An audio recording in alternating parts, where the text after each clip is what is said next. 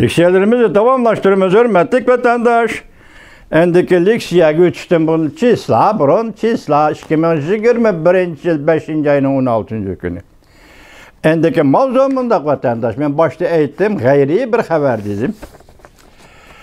Amerikaning Jungoda turishliq elchixonasi Jungoda 5 korpus qurishga rag'batlantirganda Tor betida qizg'in munozara qo'zg'aldi mavzuli xabar 5 ayning 16 kuni Dovitor betida e'lon qilindi. Xabar mundaq boshlandi. Amerika Jungo ishki davlat munosabati jiddiylashayotgan bir paytda Amerikaning Jungoda turishliq elchixonasi $30,000 pul ajratib berib Jungoda 5 korpus qurilishiga tayyorlik qildi. Bu ish Tor betlarida munozara qo'zg'adi. Jungo matbuoti yer shari Tor beti 5 ayning 15 kuni xabar qilib mundaq ko'rsatdi.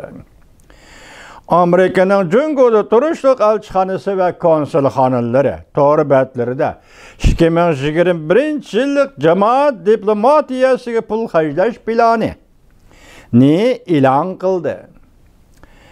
Bu plan bo'yicha Jungo chegarasi ichida shaxslarga, hukumatsiz tashkilotlarga, bilim xazinalariga, ilmiy jamiyat organlari, qatorliq organlar va shaxsiylarga beriladi.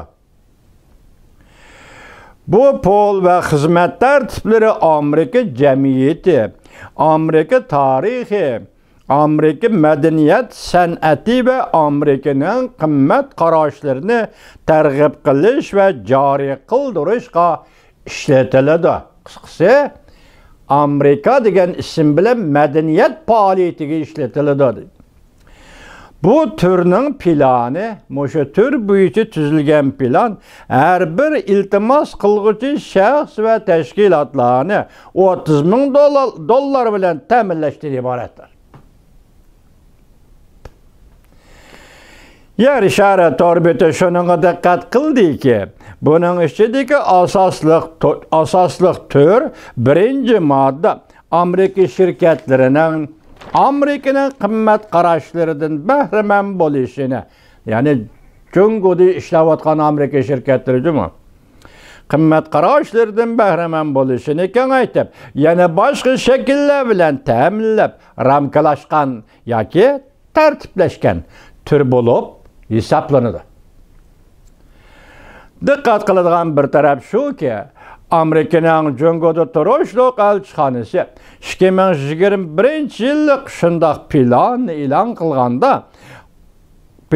e'lon qilganda Hong Kong va Oman qatorliq joylarda turishliq konsulxonalari yuqorqidek pul ajratadi.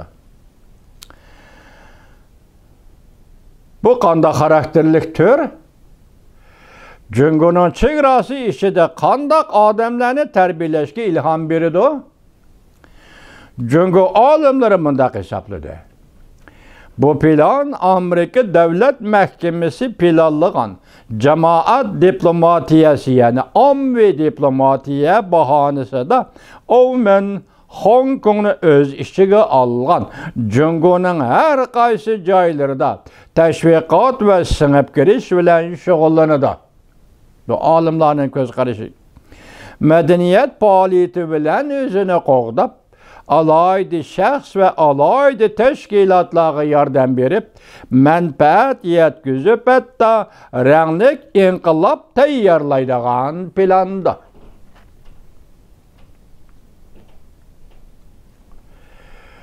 Hindiston olimlari mundaq dedi.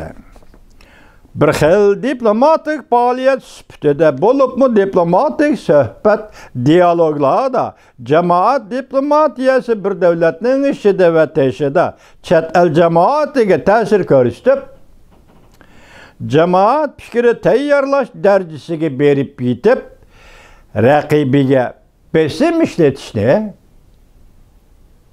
maqsad qiladi. Ma'lum davlatning ichida jamoat fikri tayyorlab, shu davlatning rahbarligi agar Amerikaning raqibi bo'lib hisoblansa, shularga besim ishiltishni maqsad qiladi deydi Hindiston olimlari. Tahlil qilamiz vatandosh tuvanda.